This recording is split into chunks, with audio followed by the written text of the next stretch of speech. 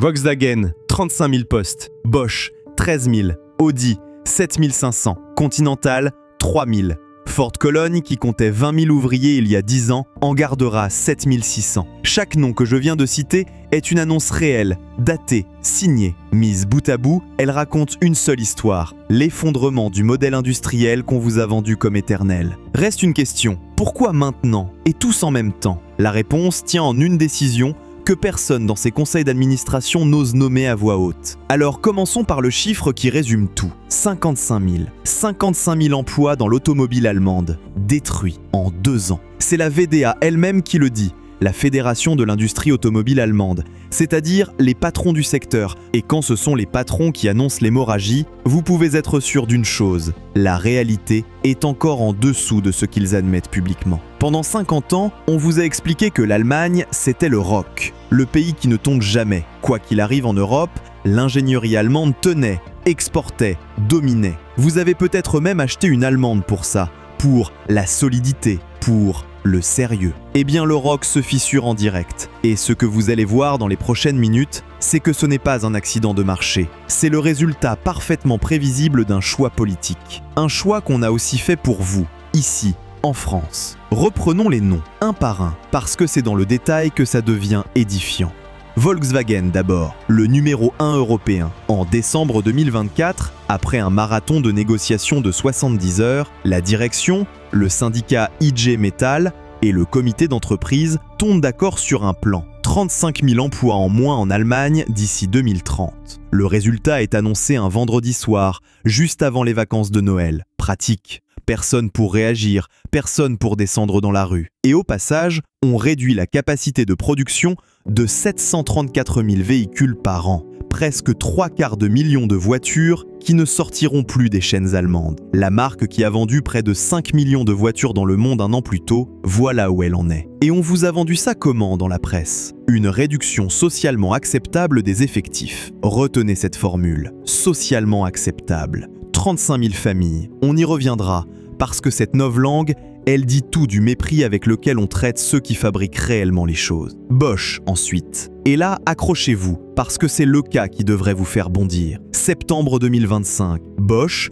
premier équipementier automobile mondial, annonce 13 000 suppressions de postes dans sa division mobilité d'ici 2030. La justification officielle, un écart de coût de 2,5 milliards d'euros par an à combler. Bon, une entreprise en difficulté qui dégraisse, ça arrive, me direz-vous. Sauf que la même année, Bosch affiche un chiffre d'affaires de 91 milliards d'euros. Stable, 91 milliards. Vous avez bien lu, ce n'est pas une entreprise qui meurt de faim. C'est une entreprise massivement profitable qui décide que 13 000 personnes sont devenues une variable d'ajustement. Le paradoxe est dans leur propre communiqué et personne ne le relève. Alors je vais vous le dire franchement, quand une boîte qui gagne 91 milliards licencie 13 000 personnes, ce n'est pas de la survie, c'est un arbitrage. Et un arbitrage, ça veut dire qu'il y avait un choix. Quelqu'un a choisi. Gardez Bosch en tête, parce que dans 2 minutes, je vais vous montrer une décision encore plus parlante, prise par un autre géant allemand. Audi, mars 2025, 7 500 postes supprimés en Allemagne d'ici 2029, 13,5% des effectifs nationaux de la marque.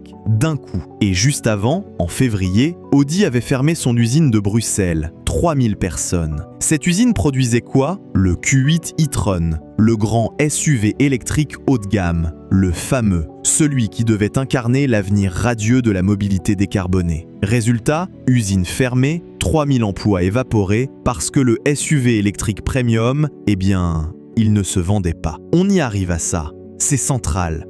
Porsche, oui, même Porsche, une marque parmi les plus rentables de la planète. 1900 suppressions d'ici 2029, après un quatrième, je dis bien un quatrième, avertissement sur ses résultats en 2025. Et un recul assumé sur ses ambitions électriques. Quand Porsche ralentit l'électrique, ce n'est pas un détail, c'est un signal. Continental maintenant. Et celui-là, regardez bien où il coupe. 3000 postes d'ici fin 2026. La moitié concentrée à Nuremberg, un site emblématique de la firme en Bavière. 5 usines allemandes fermées au passage. Mais le vrai signal n'est pas là. Il est dans une ligne qu'on a soigneusement noyée dans le communiqué. Une coupe de 10% dans la recherche et développement, la R&D. Vous comprenez ce que ça veut dire? On ne taille pas dans le gras, on ne rabote pas l'administratif, on taille dans le cerveau, dans le futur. Une industrie qui coupe dans sa R&D, c'est une industrie qui a cessé de croire en son propre avenir. Retenez ça parce que c'est l'aveu silencieux le plus grave de tout ce dossier. Et Ford, pour finir ce tour de table, l'usine de Cologne, une usine ouverte en 1931. À la fin des années 2010, elle employait environ 20 000 personnes. Aujourd'hui, après les plans successifs, on parle d'environ 7 600 salariés restants. 20 000 à 7 600. Et que produit-elle désormais, cette usine reconvertie à grands frais? L'Explorer et le Capri électrique. Des modèles dont Ford reconnaît lui-même, je cite la logique de leur propre communiqué, que la demande reste bien en deçà des prévisions. L'usine tourne au ralenti. Une seule équipe à partir de janvier 2026. Une usine de presque 100 ans, vidée pour fabriquer des voitures que le marché ne veut pas.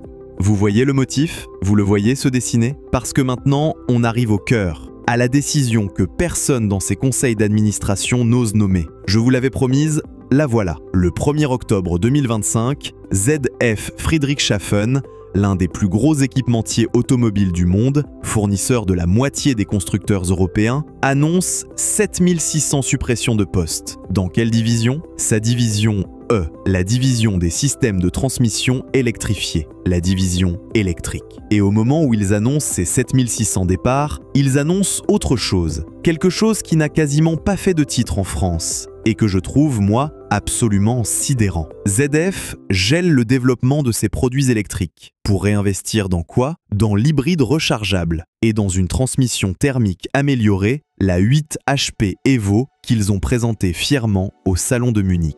Au moment précis où Bruxelles impose l'électrique par la loi, l'un des plus gros fabricants de composants électriques de la planète fait machine arrière. Il arrête de développer l'électrique. Il remet de l'argent dans le moteur thermique.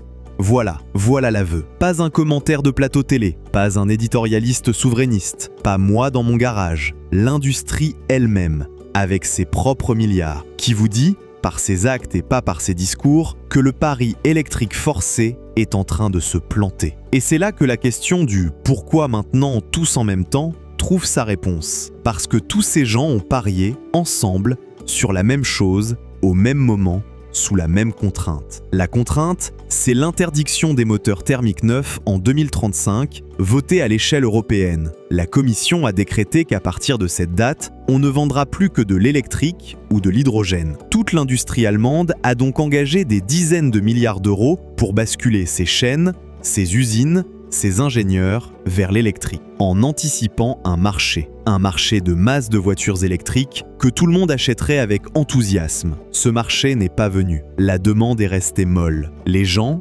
vous, moi, les Allemands, n'ont pas suivi au rythme prévu. Et là, l'industrie se retrouve avec des usines surdimensionnées pour une technologie qui ne décolle pas assez vite. Des stocks, des surcapacités. La production automobile allemande, en 2025, était encore inférieure de 12% à son niveau de 2019. 12% en moins 6 ans après. On ne rattrape pas, on décroche. Et je vais être très clair sur un point, parce que c'est le nerf de l'affaire et qu'on vous le cache soigneusement. Cette destruction d'emplois n'est pas un accident de transition. Elle est inscrite dans la nature même de l'électrique. Un moteur électrique, c'est mécaniquement plus simple qu'un thermique. Beaucoup moins de pièces à assembler, quasiment pas d'entretien, pas de boîte de vitesse complexe, pas d'embrayage, pas d'échappement, pas de système d'injection. Donc structurellement, fabriquer et entretenir des voitures électriques demande moins de bras, beaucoup moins. La VDA l'écrit noir sur blanc. La production de véhicules électriques nécessite globalement moins d'emplois que par le passé. Faites le calcul, depuis 2019, la filière allemande a détruit 75 000 postes et en a créé 29 000 dans les nouveaux métiers, le logiciel, l'électronique. 75 000 partis, 29 000 arrivées. Le solde est négatif, massivement négatif. Et ce n'est pas un raté temporaire qu'on corrigera, c'est la conséquence arithmétique d'une technologie qui a besoin de moins de monde.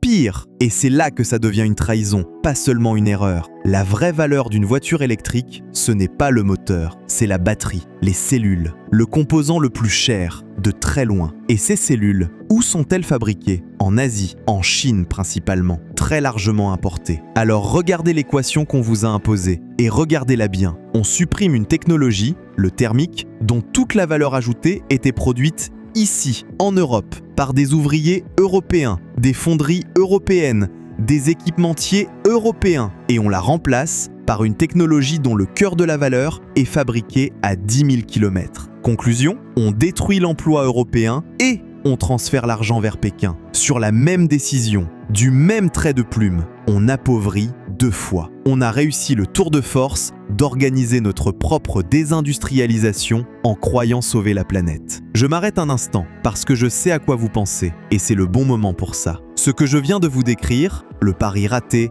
les usines qui ferment, le savoir-faire qu'on liquide, ce n'est pas qu'une histoire allemande. C'est exactement la grille de lecture qui vous permet de comprendre ce qui arrive aux voitures que vous achetez. Quelles marques s'effondrent? Quels moteurs ont été sacrifiés sur l'autel de l'électrique? Lesquels au contraire continuent d'être soutenus, entretenus, fiables sur la durée? C'est précisément le travail que j'ai mis dans le guide « Marques et moteurs à fuir contre choisir », édition 2026, disponible sur heurdelauto.com dans la boutique. Marque par marque, moteur par moteur, ce qui tient la route et ce qu'il faut éviter aujourd'hui. Ce n'est pas de la théorie de salon, c'est ce que je constate. Et si cette vidéo vous parle, lâchez-moi un commentaire avec la marque que vous trouvez en train de couler. Je lis tout.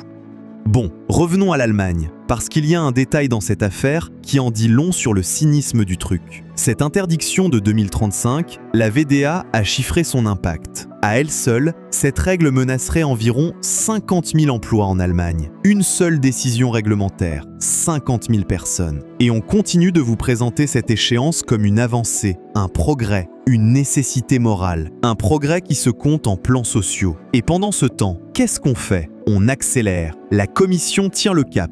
Pas de remise en question, pas de pause. La doctrine d'abord, les ouvriers ensuite. Ou plutôt, les ouvriers, tant pis. Vous voulez savoir jusqu'où ça va? La VDA, en mai 2026, a sorti une nouvelle projection. Tenez-vous bien, jusqu'à 125 000 emplois supplémentaires qui pourraient disparaître d'ici 2035, ce qui porterait le total des pertes du secteur depuis 2019 à environ 225 000 emplois, presque un quart de million, dans le pays qui a inventé l'automobile. Et là, il faut nommer les choses, parce que tout ça, ce n'est pas la fatalité, ce n'est pas la météo, ce sont des décisions. La Commission européenne a fixé une date, des gouvernements l'ont validée, des constructeurs, par lâcheté ou par calcul, ont préféré obéir et anticiper plutôt que résister. Et le résultat était prévisible. Tellement prévisible que ZF, qui n'est pas géré par des imbéciles, est déjà en train de rebrousser chemin vers le thermique avec ses propres deniers. Quand une décision produit exactement les dégâts qu'on pouvait anticiper, et qu'on la maintient quand même, à un moment, il faut arrêter de parler d'erreur. Une erreur qu'on répète et qu'on aggrave, ce n'est plus une erreur, c'est une volonté. Alors évidemment, on va vous opposer les arguments habituels. Prenons-les, un par un, parce que je ne veux pas que vous restiez sur une seule version. C'est une mutation, pas une crise. Le logiciel, l'électronique, ça crée des emplois d'avenir. Très bien, sauf qu'on a les chiffres. 75 000 détruits, 29 000 créés. La création ne compense pas, même pas de moitié. C'est un slogan, pas un bilan. Il n'y a pas de licenciement sec, tout est socialement encadré. Ah, le fameux socialement acceptable. Sauf que les départs volontaires et les retraites non remplacées vident les usines tout aussi sûrement. Cologne est passée de 20 000 à 7 600. Vous appelez ça comment, vous ? Une usine qui se vide, qu'on appelle ça licenciement ou départ volontaire, c'est une usine qui meurt. Et une usine qui ferme ne rouvre jamais. L'Allemagne reste une grande nation automobile. Sur le papier, oui, mais en 2024, l'Allemagne n'était plus que le 5e producteur mondial. 5,1% de la production mondiale. Loin, très loin derrière la Chine. Et c'est 34%. Et surtout, la trajectoire est descendante. Le problème n'est pas où elle est, c'est où elle va. C'est la faute des Chinois et des taxes américaines de Trump, pas de l'électrique. Alors oui, la concurrence chinoise écrase par les prix. Et oui, les droits de douane américains ont fait reculer les exportations allemandes vers les États-Unis de 8,6% au premier semestre 2025. Ces facteurs existent, je ne vais pas vous mentir, mais les plans de Volkswagen, d'Audi, de Bosch, ils sont antérieurs ou indépendants de Trump. Et la VDA isole, elle-même, 50 000 emplois imputables à la seule règle de 2035. Le Chinois et l'Américain ont enfoncé une porte, mais la porte, c'est Bruxelles qui l'avait déverrouillée. Vous voyez, à chaque fois qu'on creuse l'excuse, on retombe sur la même chose. Une technologie imposée par le haut, plus vite que le marché ne pouvait l'absorber, et une industrie qui paye en chair humaine la facture d'un calendrier politique. L'Allemagne, c'est le canari dans la mine. Le canari est en train de tomber. Et on continue de descendre. Je vous dis ça parce qu'il faut bien que quelqu'un le dise. On vous a vendu l'excellence allemande comme une garantie éternelle, et on vous vend maintenant l'électrique comme un progrès inévitable. Les mêmes certitudes, la même assurance. Regardez juste ce que devient la première. Le pays qui a inventé la voiture moderne est en train de la désapprendre sur ordre, et personne, à Bruxelles, ne semble vouloir appuyer sur le frein.